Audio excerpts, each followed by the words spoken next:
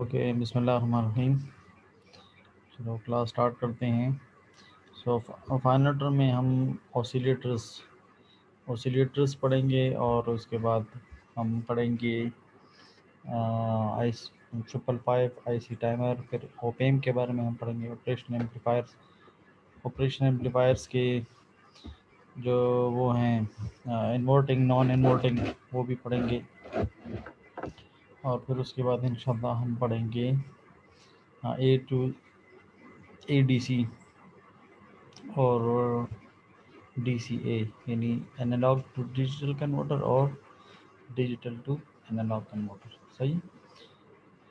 Okay, so let's start with oscillators. सही। So ओसिलेटर्स, सबसे पहले ओसिलेटर्स की डिफिनीशन, ओसिलेटर्स हैं क्या। सही। So an oscillator is an electronic circuit. सही। ये इलेक्ट्रॉनिक सर्किट होते हैं और ए डिवाइस या एक डिवाइस होता है that convert DC energy into AC, जो DC को AC में कन्वर्ट करता है एट हाई फ्रिक्वेंसीज। मगर फ्रिक्वेंसीज इसकी जो है वो रिसीविंग साइड पे हाई होती है। इनपुट हमारा DC होता है, आउटपुट हमारा AC होता है। अगर AC की जो फ्रिक्वेंसी होती है वो बहुत ही हाई होती है। हाई फ्रिक्वेंसी का मतलब ये है कि 1 सेकंड में बहुत ज़्यादा साइकिल्स इसके गुजरते हैं। सो कम्युनिकेशन पर्पस के लिए भी ये यूज़ हो सकता है, क्योंकि कम्युनिकेशन में आपको पता है हाई फ्रिक्वेंसीज यूज़ होती हैं। ओके, एक तो ये हुआ। अच्छा, दूसरा ये है that produces an output waveform without any external signal source.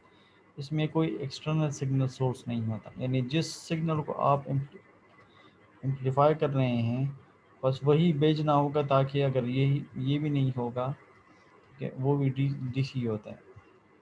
अच्छा, ये DC होगा, इनपुट हमारा DC होगा। अच्छा, यही हम प्रोवाइड करेंगे और बाकी इसके अलावा कोई एक्सटर्नल बैटरी या सोर्स नहीं होगा। सही। बस यही होगा, इसी को एम्पलीफाई किया जाएगा और उसको साइनसॉइडल फॉर्म में लाया जाएगा। सही। अच्छा, third point is that produces repetitive waveform at the output, तो the input signal is not repetitive. अगर इनपुट सिग्नल रिपीटेटिव ना भी हो, यानी पेरियोडिक ना भी हो या रिपीटिशन उसमें ना भी हो, तब भी जो वो है ऑसिलेटर है ये क्या करेगा, रिपीटेटिव वो देगा। सही है। अच्छा, यानी इसमें अगर रिपीटिशन नहीं भी है इनपुट में तो आउटपुट रिपीटेटिव होगा। सही। Okay, so that is the third point. The fourth point is that generates carrier signal for communication purpose over long distance। carrier signal आप लोग जानते हैं, आप लोग कम्युनिकेशन के स्टूडेंट्स हैं, कि फॉर एग्जांपल जो मॉड्यूलेशन टेक्निक है, सही, मॉड्यूलेशन टेक्निक है, और मॉड्यूलेशन में आप लोग क्या करते हैं कि यानी आप अब आपकी अपनी आवाज़ है उसको हम मैसेज सिग्नल कहते हैं, मैसेज सिग्नल। ठीक है। अब ये आवाज़ अगर फॉर एग्ज़ाम्पल आप कराची में किसी से बात करना चाहते हैं या अमेरिका में किसी से बात करना चाहते हैं, तो इतनी आपकी आवाज़ की जो फ्रीक्वेंसी है वो इतनी ज़्यादा नहीं है कि वो वहाँ तक पहुँच सके। ठीक है ना। आपकी आवाज़ बमुश्किल घर से बाहर भी नहीं जाती, तो इतनी दूर कैसे जाएगी। तो आप क्या करते हैं, अपने मैसेज सिग्नल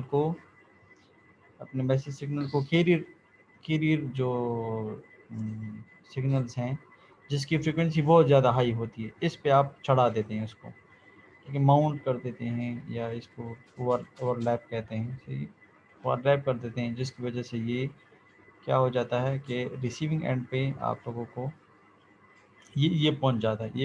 फिर हम क्या करते हैं कि लो पास फिल्टर लगा के इसको ब्लॉक कर देते हैं, क्योंकि ये तो आवाज़ नहीं है ना, ये तो कोई और चीज़ है, तो ये ब्लॉक हो जाता है।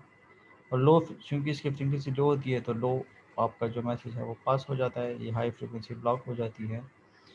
सो इसमें ये वाला जो सिग्नल है ये कैरियर सिग्नल कहलाता है, कैरियर सिग्नल। ठीक है। इसकी मिसाल इसी तरह है, अगर आप लोग फॉर एग्जांपल अमेरिका जाना चाहें तो आप लोग पैदल नहीं जा सकते।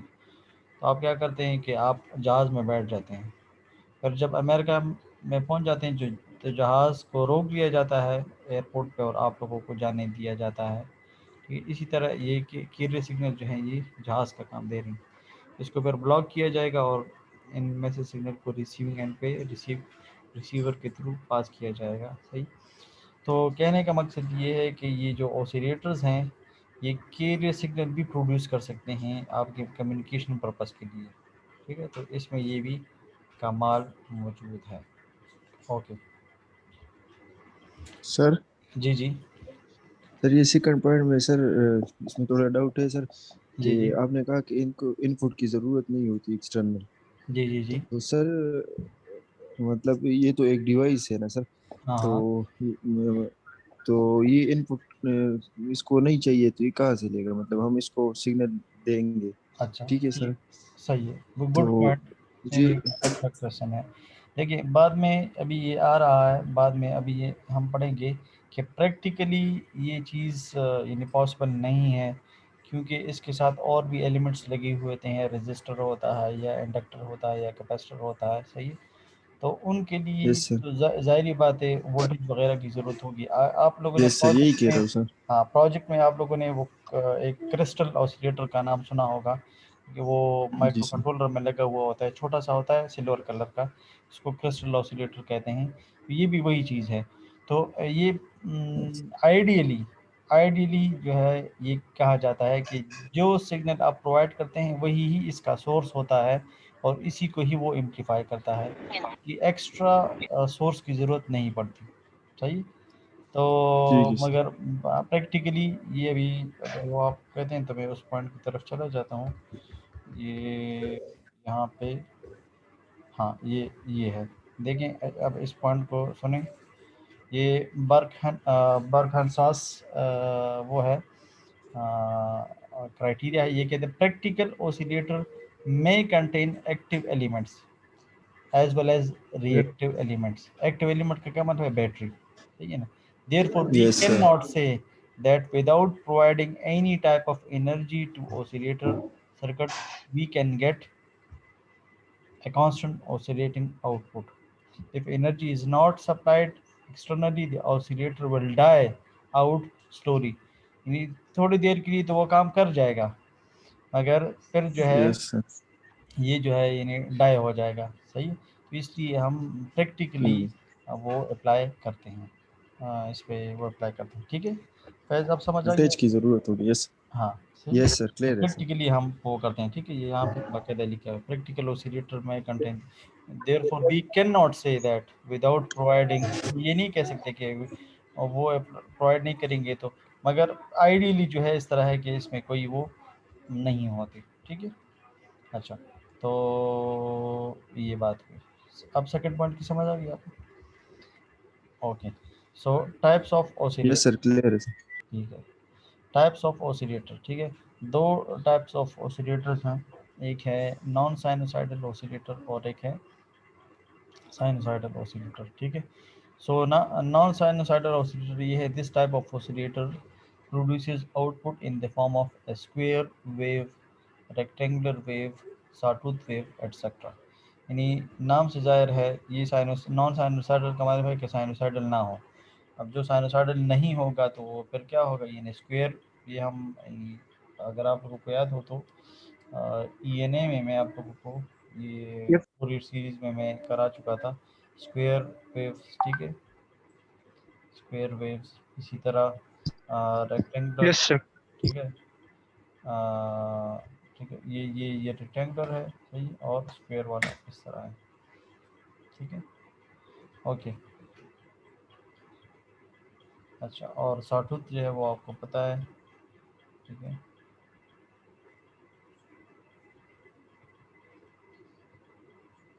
सर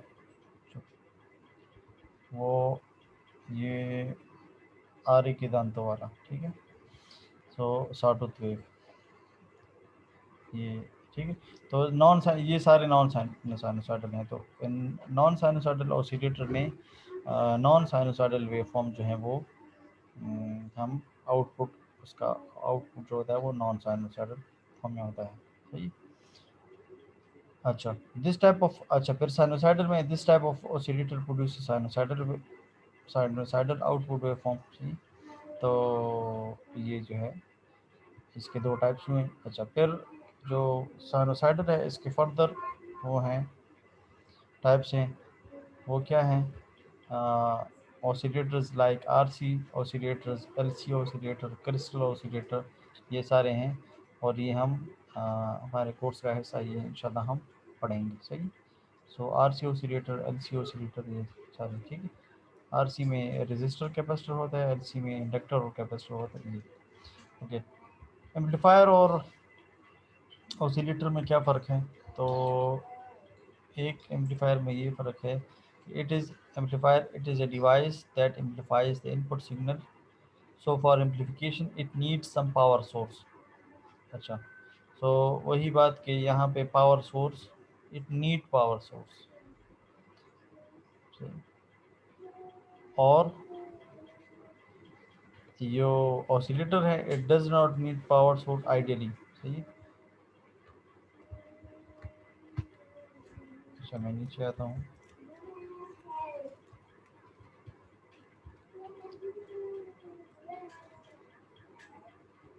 अच्छा, ये देखिए, an oscillator does not require any external signal either to maintain or to start the production of the signal output. Only DC source is required for the production of the output signal, सही। यानी जिस signal को आप amplify करना चाहते हैं सिर्फ वही ही सिग्नल होगा, और बाकी पावर सोर्सेस में नहीं होगा। यानी इसके आप यहाँ पे ब्लॉक डायग्राम देखें तो आप क्लियर हो जाएगा। ये इनपुट सिग्नल, सही है, ये एम्पलीफायर, ये आउटपुट सिग्नल, और ये डीसी पावर सोर्स, सही। और अगर आप इसको देखें तो इसमें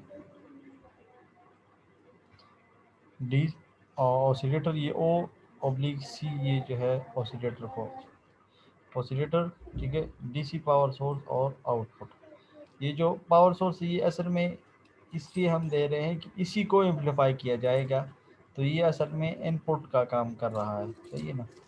इस यानी ये जो यहाँ पे आउटपुट आएगा, सही है, एम्पलीफाइड फॉर्म में होगा या इसकी फ्रीक्वेंसी बहुत ज़्यादा हाई होगी, तो ये किसकी होगी? ये इसी की होगी, ठीक है, इसी की होगी। तो इसमें कोई थर्ड इनपुट नहीं है, सेकंड इनपुट नहीं है इसमें, जबकि उसमें है, यहाँ पे इनपुट और डीसी पावर सोर्स दोनों है, सही। एक फ़र्क तो ये है। अच्छा, दूसरा ये है, if there is no input signal there will be no output signal, also that output signal produces at signals frequencies। तो सेकंड उसमें ये है कि अगर इनपुट सिग्नल नहीं होगा तो आउटपुट सिग्नल भी नहीं होगा, जबकि ऑसिलेटर में इनपुट सिग्नल नहीं है, इसी को एम्पलीफाई किया जाता है, सही। थर्ड जो डिफरेंस है वो ये है कि जो आउटपुट है उसकी फ्रीक्वेंसी वही ही होती है जो कि इनपुट की होती है, ठीक है। वो एम्पलीफायर उसको एम्पलीफाई तो कर देता है मगर मैग्नीट्यूड उसका बढ़ा देता है, फ्रीक्वेंसी वही की वही रहती है।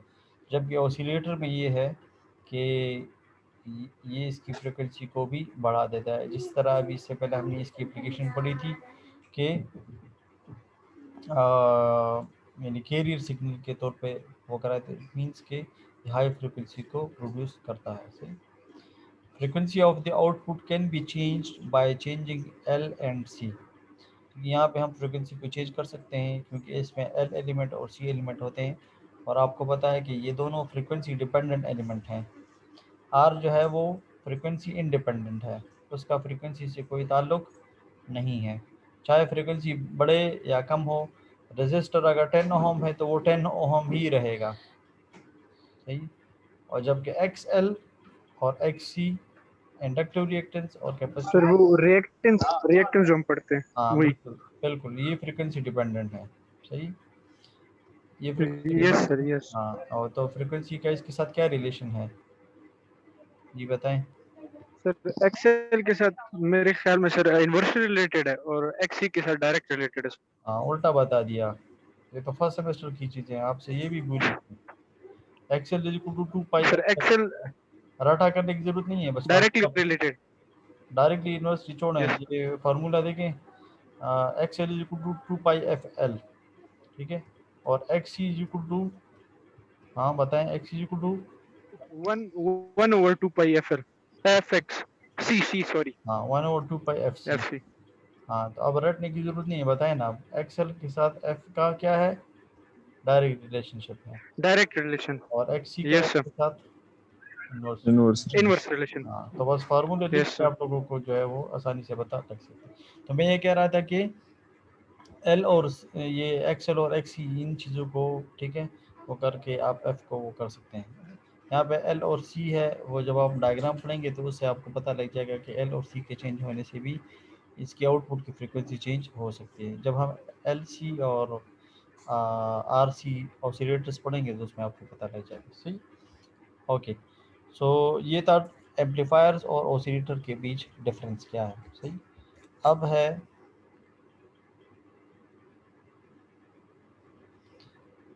इसके लिए कुछ इक्वेशन पढ़ते हैं हम। सही,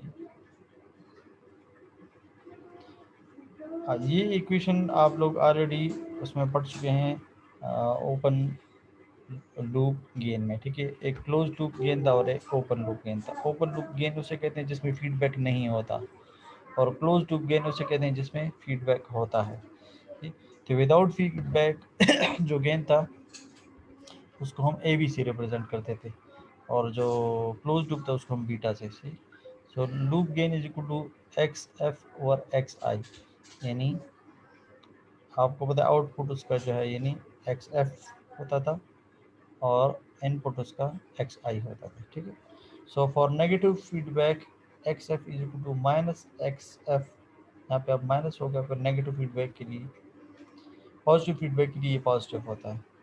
अच्छा, तो आपको पता है फार्मूला क्या है, minus A B X I, already हम प्रूव कर चुके हैं। Borrowing the concept from the feedback का मतलब है कि ये आप वहाँ से बारो करें, ये ऑलरेडी पिछले चैप्टर्स में गुजर चुका है। सही, ओके। तो लूप गेन एक्स एफ और एक्स आई है, तो एक्स एफ की बजाय ये लिख लें, क्योंकि ये चीज़ एक्स एफ के बराबर है, तो इसके बजाय ये लिख लें। तो माइनस ए बीटा एक्स आई, और एक्स आई तो यहाँ का अपन पहले से है ये वाला, तो ये वाला एक्स आई इस एक्स आई के साथ कैंसिल हो जाता है, तो लूप गेन का फार्मूला आ जाएगा क्रिस्टल ऑसिलेटर के लिए, वो होगा minus A beta. Now if we are able to set a condition that, अगर ये कंडीशन हम रख दें कि एक्स एफ और एक्स आई दोनों की वैल्यू सेम होगी, ठीक है। एक्स जो है वो क्या है आपको पता है, वो उसका रिएक्टेंस है। सही, इम्पेडेंस है। Then loop gain will be 1, क्यों, क्योंकि ये दोनों बराबर होंगे, तो अगर ये दोनों बराबर हैं तो ये दोनों कट जाएंगे, तो क्या आ जाएगा जवाब, लूप गेन 1 के 1। बराबर आ जाएगा। सही, अच्छा, लूप गेन आपको पता है किस चीज़ के, यानी यहाँ पे भी हमने वो किया, ये माइनस ए बीटा, तो इन्होंने ये इस तरह एब्सोलूट लगाया। एब्सोलूट का मतलब होता है अगर ये माइनस है तो इससे प्लस बन जाता है। सही, तो absolute A beta is equal to 1, so we get sustained oscillation, कि हम हमारा जो आउटपुट होगा वो सस्टेन्ड होगा। सस्टेन्ड का मतलब ये है कि ना वो कम होगा, ना बढ़ेगा, और ना कम होगा। ये तब जबकि ए बीटा यानी लूप गेन की वैल्यू क्या हो, 1 हो। जब लूप गेन की वैल्यू कम होगी तो हमें जो ऑसिलेशन मिलेगा वो सस्टेन्ड ऑसिलेशन मिलेगी, इसको सस्टेन्ड ऑसिलेशन कहते हैं। ठीक है, सस्टेन्ड ऑसिलेशन, ठीक है, ना कम हो रहा है और ना ज़्यादा हो रहा है। ये कब, जब ए बीटा की वैल्यू 1 हो, और ए बीटा की वैल्यू कब 1 होगी, जब एक्स एफ यानी इसका इम्पेडेंस, ठीक है, और एक्स आई ये का इक्वल हो। वो दोनों बराबर हो। सही है, ओके। दूसरा कंडीशन ये है कि अगर आप चाहते हैं कि हमारा आउटपुट जो है उसका वो बढ़ जाए। सही है, यानी आप लोग ये चीज़ें आप लोग ऑलरेडी करते भी हैं प्रैक्टिकली, ये जो वूफर होता है, ठीक है, आप उसका आवाज़ जो है वो बढ़ाते हैं और इस तरह, तो ये वो चीज़ें होती हैं, ठीक है ना। ये पिच वगैरह और क्या कहते हैं, मुझे तो और नाम नहीं आते, मगर ये ठीक है ना, बेस बेस कहते हैं उसे, ठीक है। तो ये चीज़ें जो हैं यानी इसी ऑसिलेटर्स के थ्रू होती हैं, सही। Okay, A beta is greater than 1, अगर ए लूप गेन की वैल्यू 1 से ज़्यादा हो, यानी एक्स एफ की वैल्यू एक्स आई से ज़्यादा हो, मैं ये यूँ कहूँगा, ठीक है, या ए बीटा की वैल्यू 1 से ज़्यादा हो, तब आपको राइजिंग ऑसिलेशन मिलेगा, यानी स्टार्ट में ये कम होगा, आहिस्ता आहिस्ता इसकी एम्पलीट्यूड बढ़ता जाएगा, इसको राइजिंग ऑसिलेशन, ये सस्टेन्ड ऑसिलेशन, ये राइजिंग ऑसिलेशन, और ये डिकेइंग ऑसिलेशन, यानी डिके हो रहा है, ठीक है ना, ख़त्म हो रहा है, बर्बाद हो रहा है, मर रहा है, सही। सो ए बीटा इज़ लेस देन 1, यानी एक्स एफ की वैल्यू एक्स आई से क्या है, कम है, सही। तो ये तीन कंडीशंस हैं उसके लिए ऑसिलेशन के लिए, ठीक है। अच्छा, अब ये तो था नेगेटिव फीडबैक के लिए, अब पॉजिटिव फीडबैक के लिए पढ़ते हैं। In positive feedback, the feedback network itself introduces another phase shift of 180 degree. Positive feedback का जो आउटपुट होता है वो इनपुट के हिसाब से 180 डिग्री होता है, यानी अगर फीडबैक की बात हो रही है, ठीक है ना। ये ओपन लूप गेन है, अगर आप लोगों को डायग्राम याद हो तो, ठीक है। ये है आउटपुट, ये है इनपुट। अच्छा, कौन बताएगा ये वाला ब्लॉक क्या है और ये वाला ब्लॉक क्या है? ऊपर वाला ब्लॉक क्या है? फिर वो हमारे पास एम्पलीफायर विदाउट फीडबैक। हाँ बिल्कुल, एम्पलीफायर विदाउट फीडबैक। और ये वाला बीटा यानी फीडबैक, सही। तो अगर सर अगर ये यहाँ से लेते हैं और यहाँ पे देते हैं तो इसको नेगेटिव फीडबैक कहते हैं, और अगर यहाँ से लेते हैं और यहाँ पे देते हैं तो फिर उसको पॉजिटिव फीडबैक कहते हैं, सही। तो ये कह रहे हैं कि जो पॉजिटिव फीडबैक है इसमें ये कमाल है कि जो इनपुट आता है ना, इनपुट अगर ये है, सही, तो ये वाला जो है इसका उल्टा होता है, 180 डिग्री फेज शिफ्ट करता है, ठीक है। सो यहाँ पे ये डायग्राम दिया भी है इन्होंने। अच्छा, तो क्या होता है कि एक phase shift common emitter configuration, अगर आप लोगों को याद हो तो कॉमन 3 किस्म की कन्फिगरेशन है, ठीक है, एम्पलीफायर्स के, एक कॉमन एमिटर, एक कॉमन बेस और एक कॉमन कलेक्टर, सही। So common base common collector. Base, हाँ, कॉमन कलेक्टर और कॉमन एमिटर, ये 3 कन्फिगरेशंस हैं। इसमें ये वाला जो है इसको जब भी हम इनपुट देते हैं, ठीक है, तो इसका जो आउटपुट होता है वो इनपुट के हिसाब से 180 डिग्री फेज शिफ्ट करता है, ये इसमें अपना कमाल है, सही। ओके, सो और इसमें ये नहीं है, इन दोनों का फेज शिफ्ट वही ही होता है आउटपुट का जो कि इनपुट का होता है, अगर इसमें ये है। अच्छा, अब ये कह रहे हैं कि अगर आप ऑसिलेटर को कॉमन एम्पलीफायर से बनाएं तो एक तो पॉजिटिव फीडबैक की वजह से अगर मैं इनपुट दूंगा तो पॉजिटिव फीडबैक की वजह से ये 180 डिग्री फेज शिफ्ट कर देगा, उल्टा कर देगा इसको, that is due to positive feedback. अच्छा, दूसरा ये कि अगर कॉमन एमिटर से बना हुआ है तो इसके में भी ये कमाल है, जो भी इसको देता है वो उसका उल्टा कर देता है, तो अगर ये इसको इस तरह मिलेगा तो ये वापस सीधा हो जाएगा, यानी 2 दफ़ा फेज शिफ्ट। तो one phase shift is because of the positive feedback and the other phase shift is because of the common emitter amplifier। लेकिन दोबारा देखें इस जुमले को, in positive feedback the feedback network itself introduces another phase shift of 180 degree। It should be remembered that common emitter amplifier also provides a phase shift of 180 degree, hence overall phase shift is 180 degree plus 180 degree is equal to 360 degree, और 360 degree का मतलब है कि कोई phase shift हुआ ही नहीं है, यानी अगर इनपुट इस तरह है तो आउटपुट भी इसी तरह 3 डिग्री फेज शिफ्ट यहाँ पे मैं कर चुका हूँ, ठीक है, एक दफ़ा 180 डिग्री फेज शिफ्ट किया, फिर दोबारा 180 डिग्री फेज शिफ्ट किया, तो जब किया तो ये दोनों बराबर हो गए, ठीक है ना, वापस भी सीधा बन जाता है। तो 360 डिग्री फेज शिफ्ट का मतलब है यानी फेज शिफ्ट रूल हुआ ही नहीं है, ठीक है ना। Okay, so shifting a signal 360 degree is the same as not shifting it at all. Therefore, the feedback signal is in phase. ये एक आउट ऑफ फेज होता है और एक इन फेज होता है।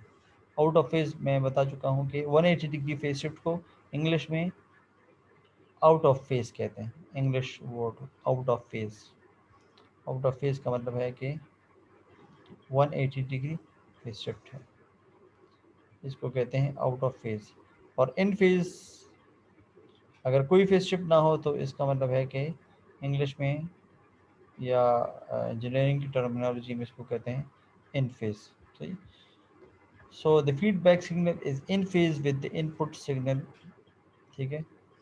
thus it reinforces the input signal resulting in an increase in amplification and hence the gain को भी एम्पलीफाई कर देता है, मैग्नीट्यूड भी एम्पलीफाई और गेन को भी इंक्रीज कर देता है, hence it is called positive feedback, सही। यहाँ पे देखिए ये और ये दोनों क्या है, इन फेज, बिकॉज ऑफ यहाँ पे तो सिर्फ आपको कॉमन एमिटर का आउटपुट मिल रहा है, अगर यहाँ पे कॉमन एमिटर और फीडबैक दोनों इन्वॉल्व हैं तो इसलिए यहाँ पे कोई फेज 360, शिफ्ट नहीं। हाँ इसमें 360 डिग्री फेज शिफ्ट होगा, एक कॉमन एमिटर का और एक फीडबैक का। और ये तो आपको पता है फीडबैक इसमें इन्वॉल्व नहीं है, ये तो ओपन लूप का है, इसका है, ठीक है।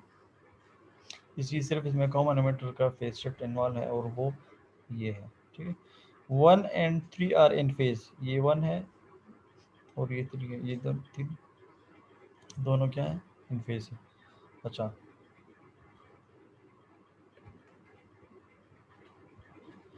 ओके, बर्कहाउसन क्राइटेरिया क्या कहता है कि practical oscillators may contain active elements as well as reactive elements. Therefore, we cannot say that without providing any type of the energy to oscillator circuit, we can get a sustained oscillation. अगर आप constant oscillation, अगर आप oscillation को बरकरार रखना चाहते हैं तो जाहिर बात है ऑसिलेटर के अंदर कुछ एलिमेंट्स होती हैं जो कि वो लॉसेस प्रोड्यूस करती हैं। तो प्रैक्टिकली आप लोग ये नहीं कह सकते कि आप बिल्कुल कुछ प्रोवाइड करेंगे ही नहीं एक्सटर्नल एक्टिव एलिमेंट और आप कांस्टेंट, ठीक है स्टार्ट तो वो ले लेगा, ठीक है, और कुछ देर वो चल जाएगा मगर फिर लॉसेस की वजह से वो अपनी मोशन को बरकरार नहीं रख पाएगा और वो आउटपुट आपको ज़ीरो देगा, फिर आपको आउटपुट नहीं देगा। तो इसलिए आप लोगों ने कुछ ना कुछ रिएक्टिव एलिमेंट्स को चलाने के लिए एक्टिव एलिमेंट्स यानी पावर सोर्स का सहारा लेना होगा, सही। If energy is not supplied externally, अगर आपने कोई एनर्जी सप्लाई नहीं की एक्सटर्नली तो oscillator will die out slowly, आखिरकार वो स्लोली स्लोली डाई आउट हो जाएगा। Thus to design a practical oscillator we have to supply energy which is equal to the energy dissipated in one cycle of oscillation। एक cycle में जितनी dissipation होती है, loss होता है, तो उसके बराबर आप लोगों ने उतना प्रोवाइड करना होगा, सही है ना। सो ताकि वो लॉसेस जो हैं ये डिके क्यों होता है, डाई आउट क्यों होता है, क्योंकि लॉसेस होती हैं स्टार्ट में, ये वो इस तरह होता है, फिर वो इस तरह, फिर इस तरह, फिर इस तरह और आखिर। तो यहाँ पे जो कमी आई है, देखिए ये वाली कमी जो आई है यहाँ पे, ये वाली इस इतनी आप लोगों ने प्रोवाइड करनी है इस तरह यहाँ पे, ठीक है ना, जो कमी आई है तो उसको कंपनसेट करना होगा, तब आपको कांस्टेंट ऑसिलेशन मिलेगा, सही है। अच्छा, फिर क्या कह रहे हैं, the active elements FETs या transistors, feedback amplifier introduces a voltage gain while the feedback network itself introduces a voltage loss. In other words, AV of the amplifier is greater than 1 while beta of the amplifier is less than 1, ठीक है। एक जो है खुद gain produce करता है, दूसरा उसको लॉस करता है। तो इस वजह से जो ऊपर वाला है, यानी जो दो ब्लॉक्स होती हैं ना एम्पलीफायर, एक ये ए वी, ठीक है, और ये नीचे वाला है बीटा, ठीक है। तो ये जो ए वी है ये ग्रेटर देन 1 होता है, और जो बीटा है वो लेस देन 1 होता है। और अभी हमने जो गेन पढ़ा है वो क्या था, ए बीटा, सही।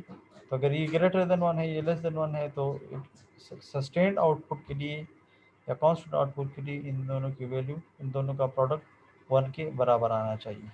यानी अगर एक में कमी है दूसरे में जाती है तो वो पूरी होनी चाहिए, सही। ओके, सो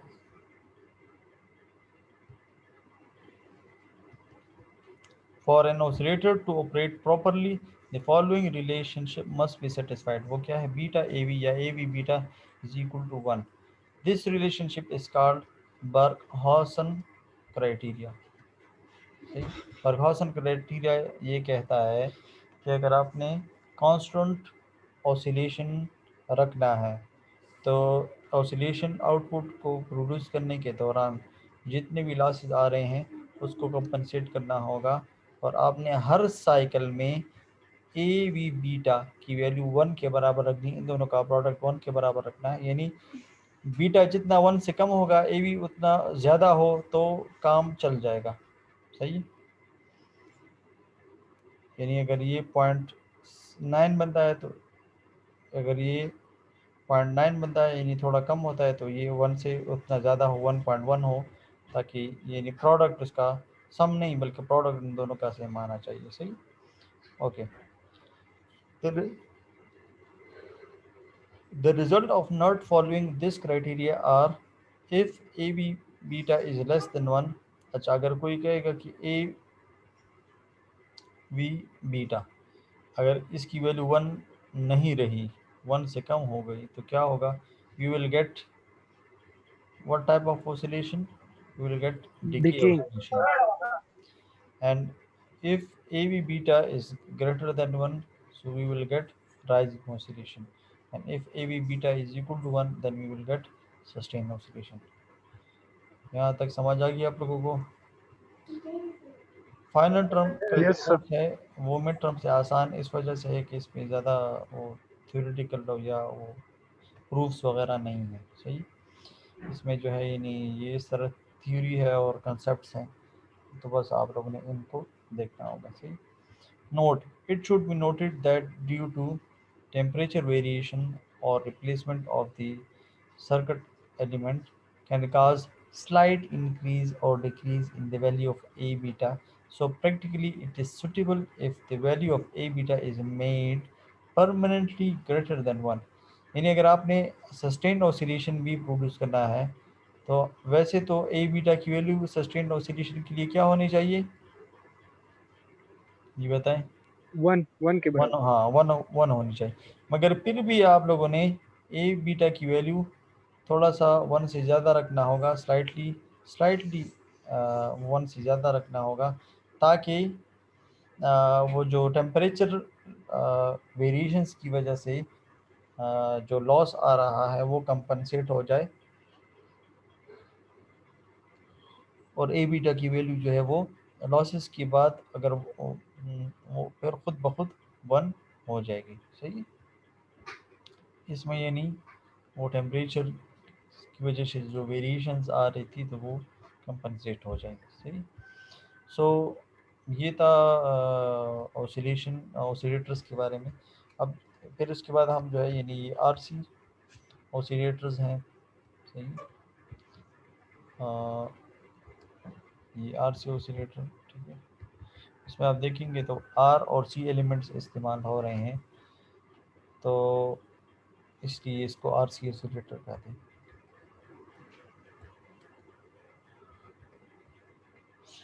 ओके, इसमें कॉमन एमीटर कन्फिग्रेशन यूज़ कर रहे हैं। तो कॉमन एमीटर आपको पता है कि वो 180 डिग्री फेज शिफ्ट प्रोड्यूस करता है, सही।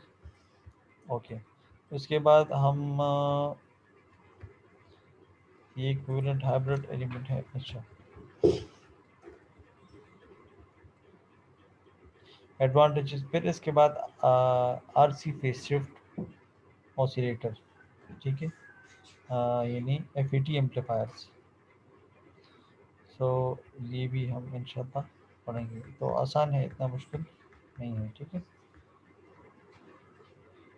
अच्छा, ये भी डिसाइड हुआ था कि एक वीक में 2-2 वीक्स का काम करना है, क्योंकि वो बाद में आप लोग उसके लिए आएंगे लैब्स के लिए, तो उसकी वजह से हम सर वीकेंड्स में या सर जब भी मौका मिलेगा तो हम ग्रुप में मैं आपको पहले से बता दूंगा, तो आप लोग फिर क्लास के लिए उस वक्त रेडी हों, ठीक है। तो मैं आपको पहले से बताऊंगा, उसी वक्त नहीं, ठीक है।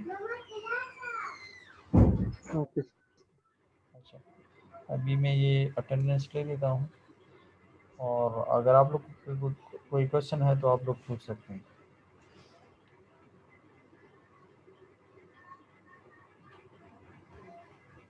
सर अभी तो नहीं है सर, ये कल देख के फिर अगर कोई क्वेश्चन हो तो आप सर अब ओके, चलो सही है, ठीक है।